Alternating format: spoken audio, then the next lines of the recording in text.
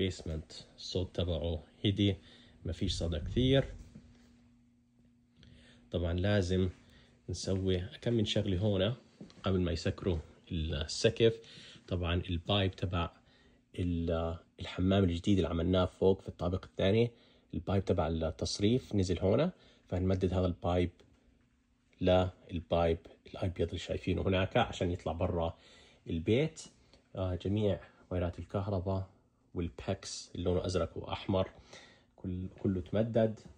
طبعا هون لازم نحط انسليشن مثل ما انتم شايفين، بس ولكن عشان في عندنا الكراك هون بدي اضبط الكراك هذا 100% عشان ما يدخلش علينا مية مستقبلا.